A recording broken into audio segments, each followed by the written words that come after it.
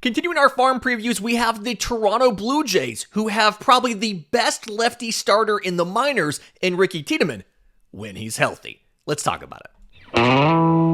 You are Locked On MLB Prospects, part of the Locked On Podcast Network, your team every day.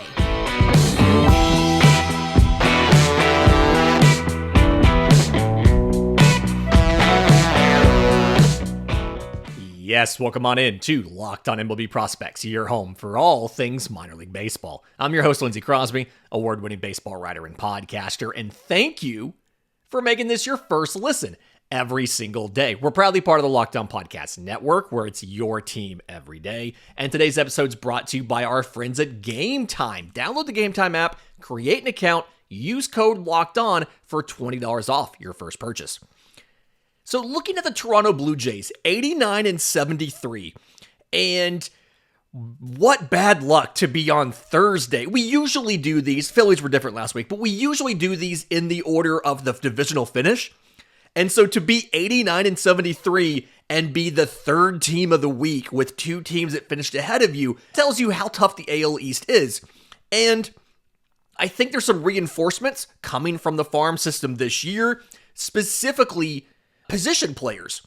And pitching, there's some guys that you like that are all, for the most part, lower in the minors. And then there's Ricky Tiedemann. And really, really good pitcher that hasn't been healthy. He's thrown, so he was a 2021 third rounder. And since then, he's thrown 122 and 2/3 innings in professional baseball. He got 78 and 2/3 in 22.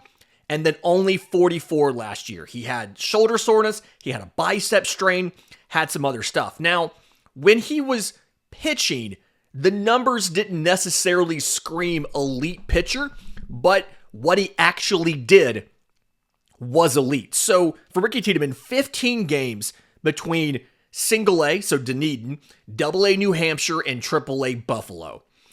0-5 with a 3.68 ERA in 44 innings. 82 strikeouts, 16.8 per nine to 23 walks, 4.7 per nine. Gave up a grand total of 1 home run. That 1 home run was in Double A. He made most of his starts in Double A. It was 11 games, ERA of 5 and change in Double A, but 16 strikeouts per 9 innings. Then Tiedemann goes to the Arizona Fall League. 4 starts, 18 innings, ERA of 2.5, 23 strikeouts in 18 innings, 8 walks. Again, 1 home run allowed. But again, the stuff that Ricky Tiedemann actually did last year, that was elite. So mid-90s fastball, and it's a really unique fastball. We've talked on this show before in some of our pitching lab segments about the goal is to have the pitch move in ways the batters are not expecting, right? Because it's so quick that so much of this is muscle memory for a batter. And so if you can do something different, you have the ability to surprise a batter with what you're doing. So Ricky Tiedemann's fastball is a really unique combination of a lot of different things that makes it play up. So one, the velocity can be good. He can run it up to like 90 or 99 at times, which for a lefty is exceptional, but it usually sits 95, which is really good for a lefty. He releases it from a very low release point. It's like 5.6 feet off the ground. And then with that, it gets average or so induced vertical break. We talked again in the Pirate Show. Everydayers have heard this a couple times now. We talked in the Pirate Show about shape of fastballs and about how induced vertical break, when you hit about 15 or so inches of induced vertical break, that's average, 16's above average, 17 to 18's elite, and up from there. So it's only necessarily average from an induced vertical break, the carry up in the zone, but it also gets more than a foot of movement to the arm side, like 14 inches. So it's coming in from a low height, which gives it a very low vertical approach angle, which looks like it's just flat all the way to the zone. It also has more velocity than you're probably expecting from a lefty, and it moves over a foot, like if you're a righty batter, it moves over a foot outside from where you think it's going to go. It's a very difficult pitch to hit. And then his arsenal does a very good job of supplementing that fastball. He has a sweeper in the low 80s and a changeup in the mid 80s. And both of them move like 20 inches in opposite directions, right? And so what that ends up meaning is if Ricky Tiedemann is facing a lefty, he can start a sweeper over the plate and finish it in the opposite batter's box. If Ricky Tiedemann's facing a righty, he can start a changeup in the zone and finish it in the other batter's box. And then he's really good at locating both of those to the same hand, in the other situation.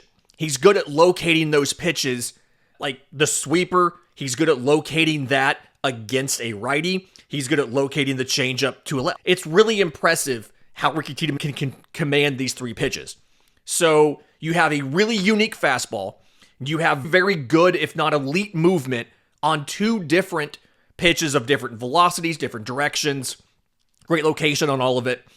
And so the big thing for Ricky Tiedemann is he's got to stay healthy. The good news is when he was in Arizona, some of those starts, and like he barely did this in the regular season, but some of those starts in Arizona, he was able to hit 5 innings. He was able to hit 70 or so pitches. And so provided he's healthy, he's shown the ability to go deeper into games. And you feel confident that at a certain point in time, you should be able to see him at the major league level, knowing that the inherent stuff that he has is pretty dominant stuff. It's just a matter of him being healthy and him getting there. The other top prospect in this system, infielder Orelvis Martinez. I'm not necessarily going to call him a shortstop. That's where most of his games were last year, but I don't think he ends up playing that role long-term at the major league level, ignoring the fact you already have guys there like Bo Bichette who are playing that. So 125 games for Orelvis Martinez between AA and AAA last year. 243, 340, 496. 28 homers, 55 extra base hits, 67 walks to 126 strikeouts, and 2 of 2 on stolen bases. And this is something where Orelvis Martinez, I feel like the stats are a little bit behind how he's grown as a hitter.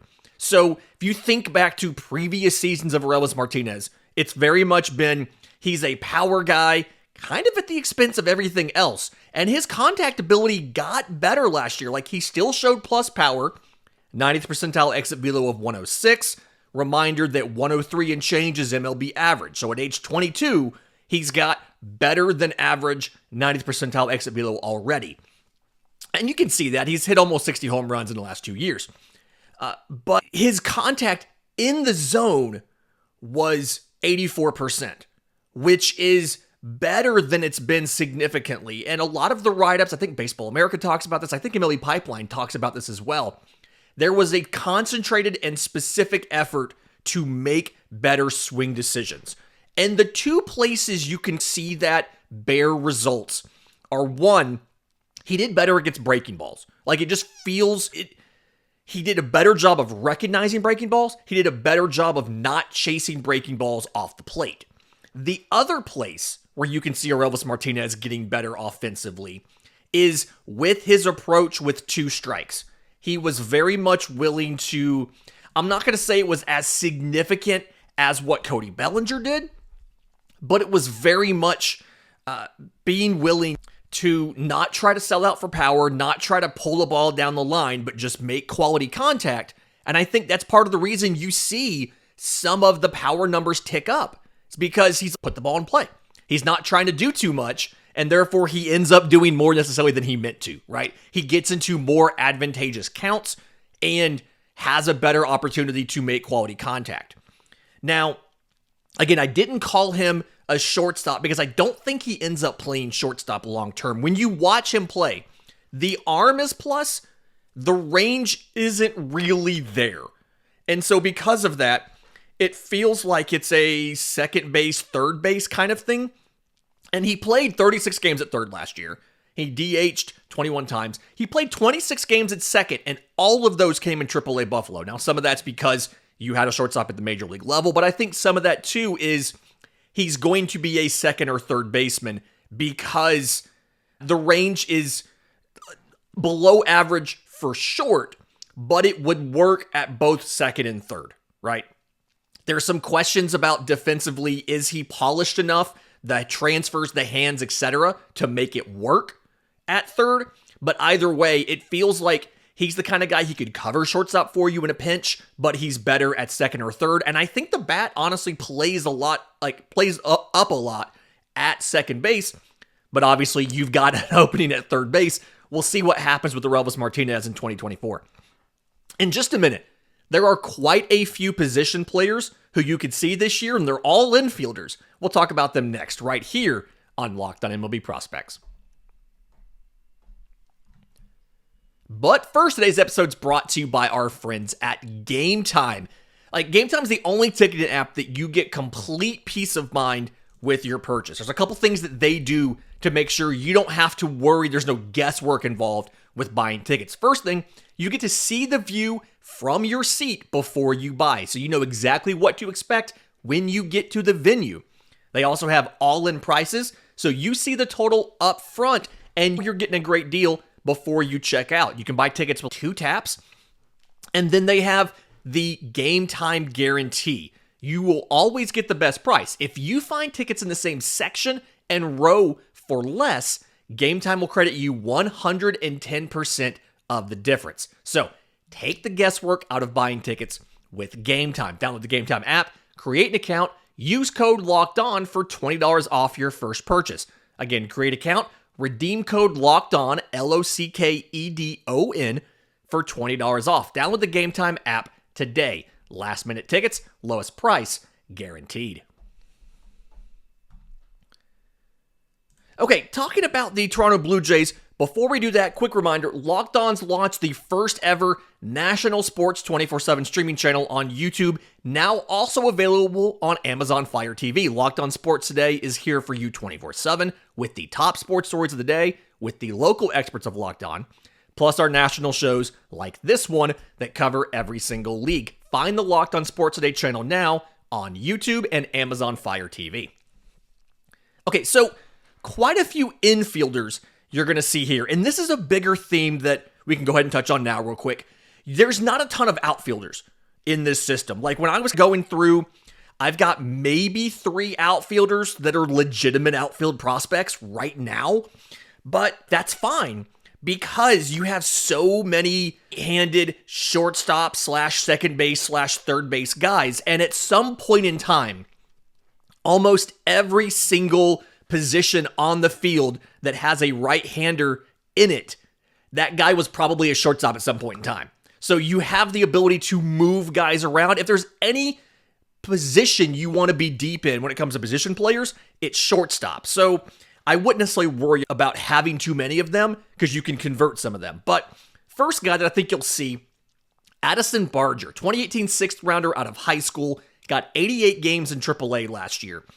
250, 353, 403, 9 homers, 34 extra base hits, 52 walks to 86 strikeouts, and 5 of 8 on stolen bases. You can see where they had him trying some other stuff. Again, he was in AAA the entire year in Buffalo, but 23 games at short, 33 in right, 20 at third, 2 at second, and 16 games at DH. And I feel like that utility thing is probably the best way to get him play time right away, with the ability to eventually make him, if you want to make him your right fielder. The arm is plus. He's a little stretched at shortstop because of the speed. It's not great. It's not awful, but it's not great. So it's a situation where, okay, you stick him out there in right field. He's going to need some time to acclimate, to get, good reads, good routes, good reactions, but he can help you in a lot of different positions. Now, last year, another guy that grew during the year as a hitter compared to his previous seasons. The power numbers, a lot of people are going to be like, hey, the power numbers are down, right? He hit 9 home runs, but the underlying metrics were actually good. Average exit velocity of 89 miles an hour, right there at average. 90th percentile of 106. So a couple miles an hour better than MLB average, again, as a younger guy here, right? His contact ability, overall 76%. His in zone was 86. And when you watch, he legitimately, instead of trying to lift and pull everything, he settled for some line drives, just did some tweaks to the swing and to the approach to try to minimize the strikeouts and put more balls in play. And he's an example of a guy where he specifically was trying to hit for less power and more contact, but because he was making good quality contact, he ended up showing increased exit velocities over what he had previously. So it's a situation where it's a guy where he's not going to give you much in the stolen base department. He is going to be average to slightly above average if he's playing right field, second or third base. He'll be average to slightly above average. He'll be a little bit below average at short. But either way, he can give you power. I think he's at least going to be an average hitter. And there's a lot of places you can use Addison Barger. And another example of you can move him around different positions. You can put him somewhere else. You can keep him working at shortstop so that you have a replacement if you end up not signing one of those guys again long term. A lot of different options here. Leo Jimenez is behind him, and I'm just going to flat out call him a utility guy because I think that's his future role on this team. So 94 games between AA and AAA last year. I think it was a 2017 IFA. He's just missed a ton of time. He had 2 season-ending injuries in 21 and 22, and then obviously nobody played in the minors in 2020. But 94 games last year, 270, 366, 401 for Leo Jimenez. 8 home runs, 28 extra base hits, 41 walks to 68 strikeouts, and 8 of 10 on stolen bases. He makes good contact. It was like 82% contact percentage. The issue here is the power is right there around average. So average exit below 89, MLB average. 90th percentile of 104, just over MLB average. But he hit too many ground balls. So in AA, his ground ball rate was 43%. In AAA, it was up to 52%. And since he's not amazingly fast, he's fringe to average, right? The run times aren't anything special. It ends up in a situation where the power that he has, the average to slightly above average power that he has, plays down to a fringe level because he's not elevating the ball enough, right? So if he can find a way to naturally work that out, you've got a guy that could absolutely give you more power than you're expecting. Something where the arm isn't anything special. So I've mentioned the arm, I've mentioned the speed, both of them not anything special, but he's like defensively, the reads, the routes, the reactions are really good. He had good baseball IQ. And so because of that, it feels like the role here is he can play second, he can play short. I think despite the arm not being great, he could cover third at least an average level. He's not the guy you want to do it full time, but he could do it if you needed him to for a little while. Just really interesting guy who, again, I think a utility profile is probably where you're going to have him. He's stretched and a little underwhelming as an everyday regular at one position, but having him play 2 or 3 positions once or twice a week is a valid role for him. And that if you can fix that launch angle issue, you could have a dude. Damiano Palmegiani. Apparently he was called Cheese. Like his nickname is Cheese. Anyway, 14th rounder out of Southern Nevada in 2021. Got 128 games between AA and AAA. 255, 365, 478. 23 homers, 57 extra base hits, 73 walks to 153 strikeouts, 7 of 7 on stolen bases. He played third and first last year, 71 games at third, 29 at first. He is stretched at third base. He's probably going to end up being a first baseman. And so because of that, you're going to have to see the power play up. Contact, he was at 72% last year. He didn't chase a lot. And here's the thing, the exit velocities aren't necessarily great. They're around average, maybe a little bit above average. But the thing is, he makes very good quality of contact. Because he's not chasing, he gets more pitches in the zone, and he's able to get optimal contact on those pitches. He can get fly balls to the pull side. He can shoot line drives in the gaps. He's getting optimal quality of contact here. So another guy that you may not see immediately to open 2023 or 24, but a guy who can definitely help you, and it feels like he's a first base, third base option, whereas Barger and Jimenez are more second, third, shortstop, and then Barger can play some outfield as well. In just a minute, we've got 9 guys I want to try to get to from the lower minors. Important that you know about who these guys are and watch them in 2024. We'll get to these guys next, right here on Locked On MLB Prospects. But first, today's episode is brought to you by our friends at FanDuel. Happy Super Bowl week to all who celebrate from FanDuel, America's #1 sportsbook. If you're like me, Super Bowl Sunday is all about getting the best seat on the couch, favorite football snacks, placing some super bets. We had already decided on wings. We were going to do garlic butter and lemon pepper wet. We've also decided we're going to do nachos as well with that. So trying to figure out, is it going to be chicken nachos? Is it going to be shrimp nachos? What are we going to do to go along with this? But either way, just know that FanDuel has you ready to go for the Super Bowl. A ton of ways for you to end your season with a W or 2 or 3, because not only can you bet on who's going to win Super Bowl 58, they also have bets on what players will score a touchdown, how many points are going to be scored, who will be the first one to score a touchdown. You can do specific props for receiving, for rushing, for the kickers, not the punters, even though they're people too. But just know that new customers can join today, and you'll get $200 in bonus bets if your first bet of $5 or more wins. Go find the worst hockey team, the worst NBA team, bet against them, get your $200 so you have it for the Super Bowl. Visit FanDuel.com/lockedon to sign up. That's FanDuel.com/lockedon. Make every moment more with FanDuel, the official sportsbook of the Locked On Podcast Network. Okay, we've got 8 or 9 lower level younger players that I want to talk about and make sure that you are watching them for 2024. So, left-hand pitcher Adam Macko, 7th rounder in 2019 by the Mariners. He was the return in the Teoscar Hernandez deal. 20 games last year in High A in Vancouver. 5-5 with a 4.81 ERA in 86 innings, 106 strikeouts, 11.1 per 9, 240 walks. 4.2 per 9, 7 home runs allowed. There's a couple reasons you need to be watching him. And one, the stuff he throws is really interesting. And 2, I don't think he was as bad as the numbers last year. Again, ERA of 4.81. His fielding independent pitching was almost a full run below that. It was like 3.9. And so, a little bit of bad luck last year, a little bit of bad defense last year. He had a lot in the minors.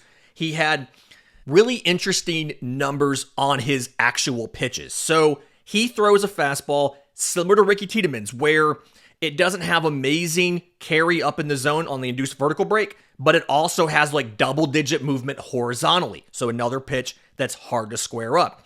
It's got a slider in the mid-80s, not a true sweeper, but sweeper-ish.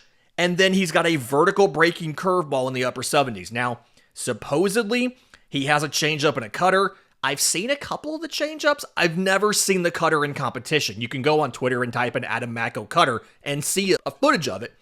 I've never seen him throw it in an actual game. But he has a changeup. He has a cutter.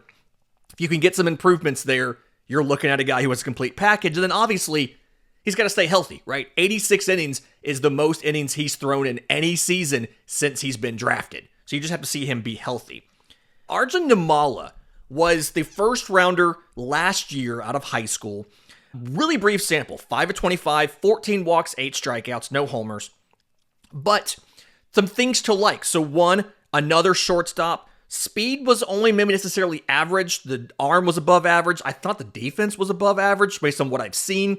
It looks like he could stick it short. He may end up being a range-limited shortstop, but it looks like he could stick it short. And then when you compare what he did in the showcases then to what he did in games, the approach looked to have been improved, and it's a beautiful swing, right? Righty swing just looks fantastic. And so a lot of hope that he gets a full season in Dunedin. One, I want StatCast data on him. I want to see what he does. The Florida State League does have StatCast data that's publicly available. We'll cover that in a future show so you can figure out how to pull that for guys you want to see in 2024. But just want to see what he can do from a defensive perspective as well as offensively. Where does that power ceiling end up? A couple pitchers to talk about here. Right-hand pitcher Landon Morales, 4th rounder in 2023 out of high school, didn't pitch after the draft, but another interesting guy because he throws 4 pitches already, and it's a unique look, right? So fastball sits 93. That's a common velocity mark for a lot of these guys I've noticed, but fastball sits 93, very low release point. So it plays up a bit because, again, you have a low vertical approach angle. Good, even just average carry up in the zone will make that fastball play up when it's not coming downhill. But he combines it. Changeup in the low 80s, slider in the low 80s, and a curveball in the mid to upper 70s. So multiple different breaking pitches. Look like more of a vertical dropping changeup that I saw in some of the showcase footage. Not a huge sample size, but want to see what he can do with 4 pitches already when he gets into full season ball. And then left-hand pitcher Kendry Rojas, IFA in 2020. 20 appearances in single A last year. 4-6 with a 3.75 ERA in 84 innings. 82 strikeouts, so 8.8 per 9, a lot lower than we were expecting. 33 walks, 3.5 per 9, and 8 homers allowed. Fastball slider change here. Fastball gets elite amount of induced vertical break. 19 inches. It's sitting 93, which from a lefty, better than it is from a righty, but just another guy who's sitting low to mid, in that border of low to mid 90s on the fastball. Sliders in the mid 80s, changeups in the mid 80s. So what I want to see is a little more consistency of those 2 breaking pitches, and then some velocity improvements. If you can throw the slider a little bit harder to get it away from the changeup, and then get a little more velocity on the fastball, it's an interesting 3-pitch mix. Brandon Barrera, 1st rounder in 2022. He's rarely thrown, right? Shoulder injury, an elbow strain, bicep soreness. He's barely pitched. He got 18 in the 3rd innings last year across 6 outings. He went 0-2 with a 4.42 ERA, 23 strikeouts to 8 walks. No homers allowed, but another guy, stop me if you've heard this before, low 90s fastball that comes in at 93 miles an hour. But it feels like this has been a definitive thing that Toronto has looked for, because it's another fastball that has both carry up in the zone and has some natural cut on it, just like some of these other pitches do. There's a sweeper in the low 80s, has about a foot of break, so not ridiculous numbers. We mentioned that Tiedemann's getting 20 inches, but for a young pitcher, it's not bad. And then he has a vertical breaking changeup, which is just, not as common as the arm side run ones. So a vertical dropping changeup and a 2-plane breaking curveball. He rarely throws the curveball and the change, but once you can prove those, you've got a couple interesting different looks from a guy that can do a lot of different stuff with a lot of different pitches. The big thing here, though, health, obviously. He just hasn't been healthy. Your 3 outfield prospects I mentioned at the top of the show: Alan Roden, Jace Boffrin, and Emmanuel Bonilla. So Roden was a 3rd rounder in 22. Boffrin was a 6th rounder in 23. Bonilla was an IFA in 23. The concern that I have, I don't know if any of them profile as center fielders. I think Bonilla's the closest. I'm a little concerned about his speed and his ability to stick in center. I don't think it's really better than anything than average or maybe above average, but it could tick down. But something where the power's good for Bonilla, we need to know where the hit tool's going to be. Going to come stateside this year, probably complex league play the entire time, but we need to see where the hit tool's going to end up. For Boffrin, really good power, hit tool's not great, and specifically it feels like he struggles a little bit with breaking pitches, especially if you can get him to chase. I do think he's a corner outfielder because the speed's not great, and then I've seen a little bit of issues back in college at both Oklahoma and Arkansas with the reads, routes, reactions.